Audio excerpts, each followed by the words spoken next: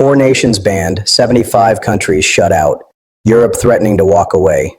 This is the 2026 World Cup, and it's falling apart before a single ball is kicked.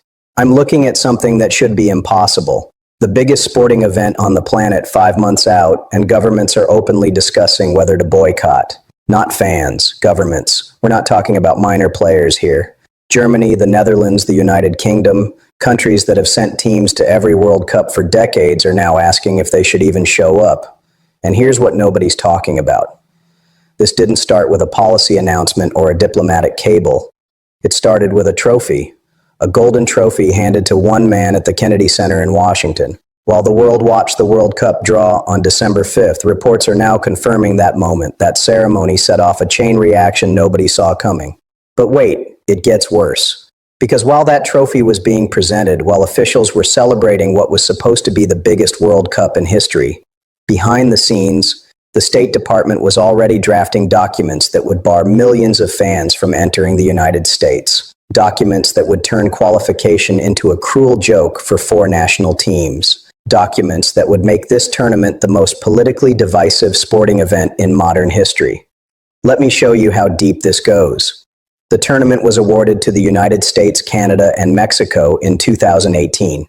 8 years of preparation, billions in infrastructure, stadiums ready, 78 matches scheduled on American soil, including the final in New Jersey. Everything was set. Everything was perfect. And then January happened on January 14th. Just weeks ago, Washington announced it was suspending immigrant visa processing from 75 countries indefinitely. 8 of those countries have qualified teams. Brazil, Colombia, Egypt, Ghana, Jordan, Morocco, Tunisia, Uruguay. Fans who had already bought tickets, booked flights, planned trips around their teams, suddenly faced a wall. Official statements claimed tourist visas weren't affected, but families spending thousands of dollars aren't taking chances with vague assurances. Now, what I'm about to show you changes the whole picture. This isn't just about visa paperwork. 4 nations face complete travel bans. Iran, the first team to qualify through Asian competition, can't send supporters to Seattle, New York, or anywhere in the United States. Their officials already boycotted the World Cup draw in Miami after being denied entry. Think about that. A qualified team unable to attend the ceremony where their matches were scheduled because the host country wouldn't let them in. But here's where it gets complicated. Haiti earned their spot for the first time in over 50 years. Generations waited for this. Their entire football history led to this moment. And every single one of their group stage matches is scheduled in the United States. Boston on June 13th against Scotland. 2 more on American soil. Their fans, their families, the people who believed when nobody else did. They're watching from outside. Empty seats where celebration should be. The footage we're seeing from Port-au-Prince shows fans who know they'll never make it. The travel ban isn't temporary, it's indefinite. Senegal African champions qualified for their 3rd World Cup. Their opener against France at MetLife Stadium in New Jersey on June 16th is one of the tournament's biggest matches. Thousands of supporters bought tickets months ago. They have match tickets, they have hotel reservations, they don't have visa clarity. Partial restrictions mean applications sit unanswered while departure dates approach. One supporter told reporters that attending the World Cup felt non-negotiable. The State Department had a different view. Wait, it gets worse. Ivory Coast, another African power, faces the same uncertainty. Their matches against Ecuador, Germany, and Colombia span multiple cities. Fans are being told to hope diplomatic relations improve by June. That's not a travel plan. That's a gamble. And families aren't gambling with their savings on maybe. This is the part that kept me up last night. FIFA tried to project confidence. They unveiled something called the FIFA Pass in November, promising priority visa appointments for fans with match tickets. They deployed 400 additional consular officers worldwide to handle demand. They released data showing 500 million ticket requests from all 201 member associations, record-breaking numbers, 15 million applications per day during a 33-day window. But buried in their press release was a disclaimer. Possession of a match ticket does not guarantee entry to the United States, Canada, or Mexico. Read that again. You can buy the ticket, you can book the flight, you can plan the trip, and you still might not get in. That's not hosting a World Cup. That's running a geopolitical lottery where fans are betting thousands on favorable diplomatic timing. And then this happened. While all of this was unfolding, while millions of fans were navigating visa uncertainty and travel restrictions, that trophy I mentioned earlier, It was being called the FIFA Peace Prize. The inaugural FIFA Peace Prize, created specifically for this moment, presented to the very administration implementing the policies that were tearing the tournament apart. The same week officials were expanding ban lists and suspending visa processing. FIFA's president stood on stage praising leadership and cooperation. Here's what nobody's talking about. That ceremony wasn't just awkward. It was the moment when European officials started making calls. When federation presidents started asking lawyers about boycott precedents, when the celebration became a crisis. I'm curious what you think about this, but first you need to see what happened next. Because Europe didn't just complain, they organized. On January 19th, a German politician named Jürgen Hart said something that would have been unthinkable 6 months ago. Germany, a 4-time World Cup champion, could boycott the tournament as a last resort. Not as a maybe, not as a distant possibility, as a last resort. Those were his exact words. Hart isn't some fringe voice. He's the foreign policy spokesperson for the Christian Democratic Union. He's an advisor to the chancellor. When he speaks, Berlin listens. And what he said was this: if the United States pursues control of Greenland, if threats of tariffs against European nations continue, if military options remain on the table, then Germany needs to consider not participating. But that's not even the real story. The real story is what happened after he said it. Polling was conducted immediately. 47% of Germans supported a boycott if Washington moved on Greenland. 47%. That's nearly half the country willing to sacrifice watching their national team compete. Only 35% opposed. Think about what that means. One of football's most passionate nations ready to walk away from the sport's biggest stage. Now, here's where it gets interesting. Germany's sports minister didn't endorse the boycott, but she also didn't shut it down. She deferred to the German Football Federation and FIFA. That silence, that's telling. Berlin was taking Washington's posture seriously. This wasn't performative outrage. This was contingency planning.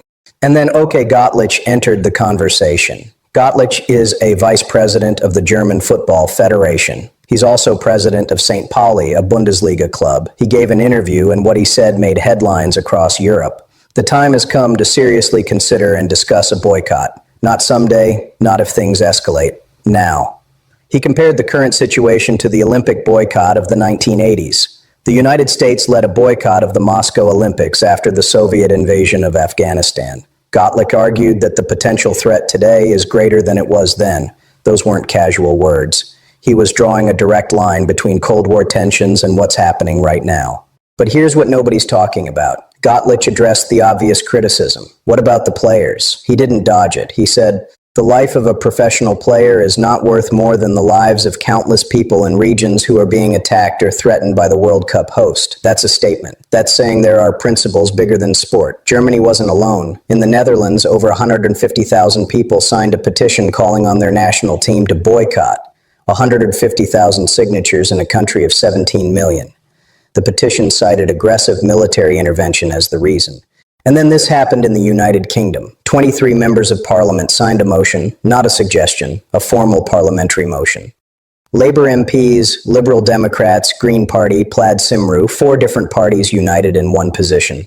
They called on international sporting bodies to consider expelling the United States from major competitions, not suspending, expelling. The language was striking. They argued that major sporting events should not be used to legitimize violations of international law by powerful states.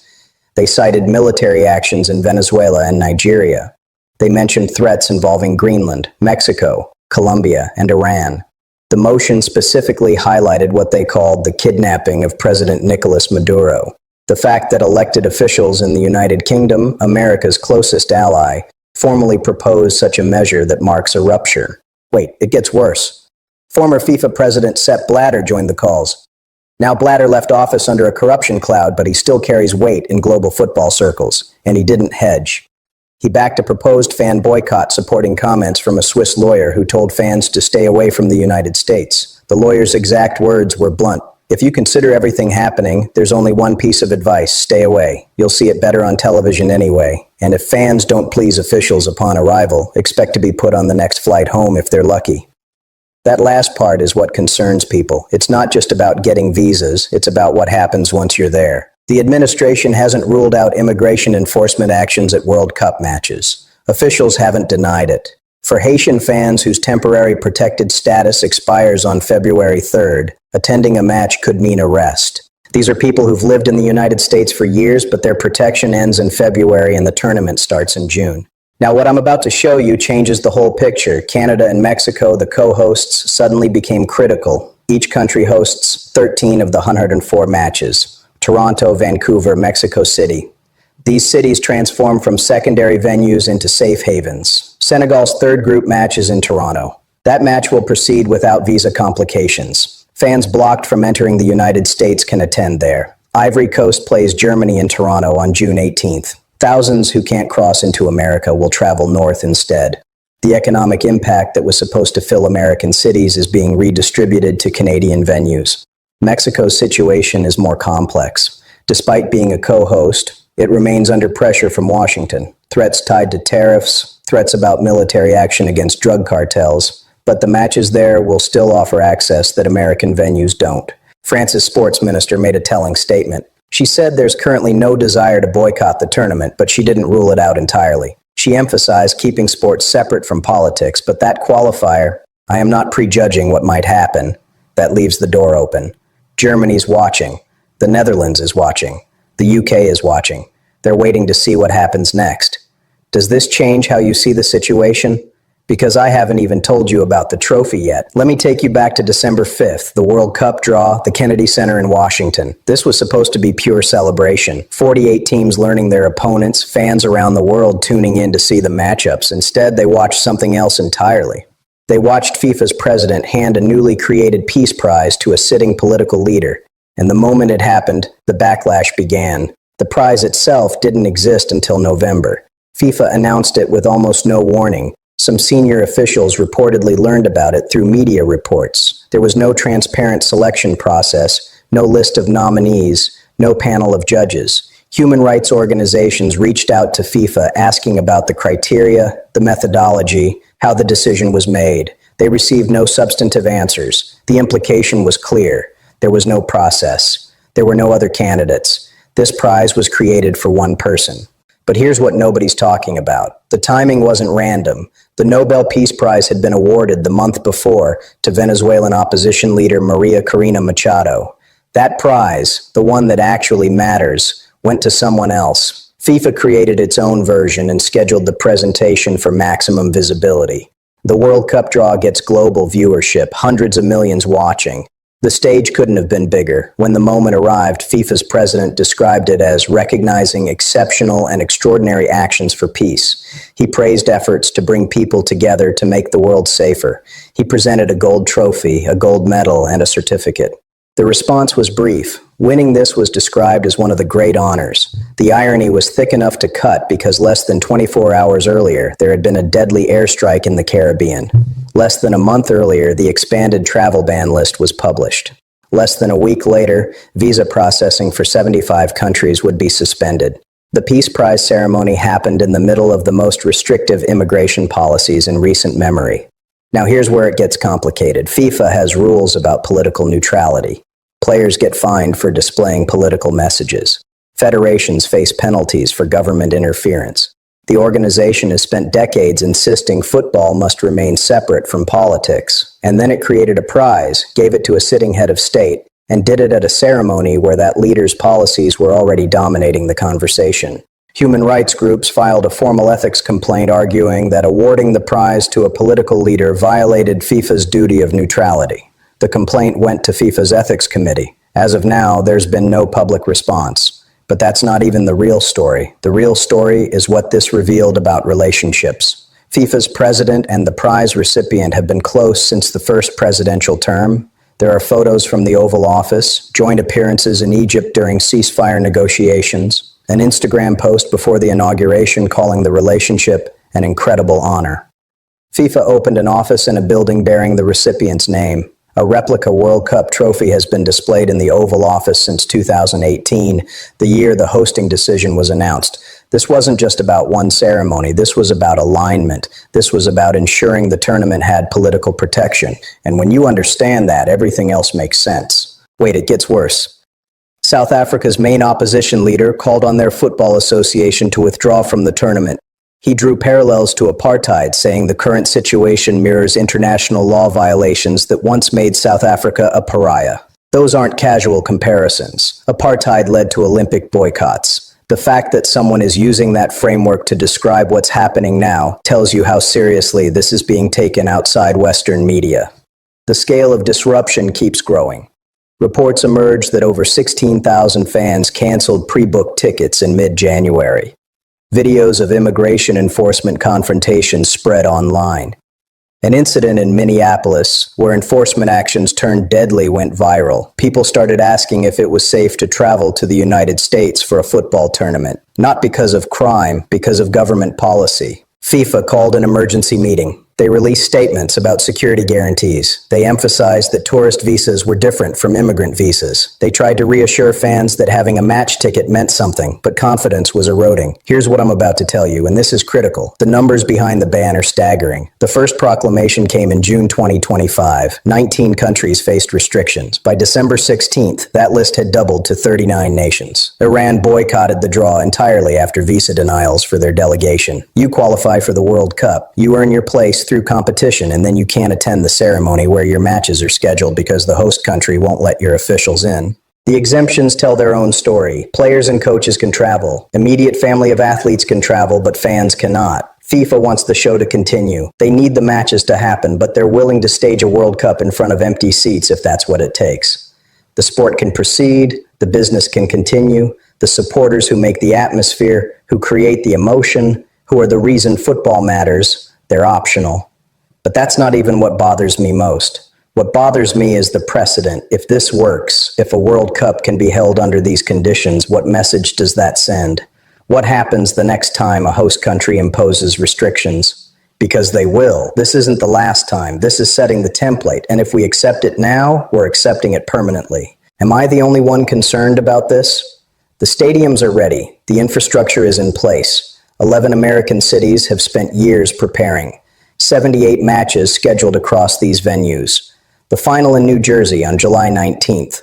From a logistical standpoint, everything is perfect. But logistics aren't the problem anymore. The problem is that this tournament has become a test of whether the world's most popular game can survive being weaponized for political purposes. And based on what we're seeing, the answer might be no. This isn't just about travel restrictions or diplomatic tensions. This is about the fundamental relationship between sport and power. For decades, the Olympics and the World Cup operated on an understanding. Politics would always be present. Governments would always try to use these events. But there were limits. Host countries were expected to facilitate, not complicate, to welcome, not exclude. That understanding is breaking down in real time. When a host country bans qualified team supporters, when it creates uncertainty for fans from dozens of nations, when it forces them to choose between their passion and their safety, that's not hosting, that's holding the sport hostage. And the response we're seeing, the boycott discussions, the petition signatures, the parliamentary motions, that's about whether football can remain football when it's dragged into these conflicts.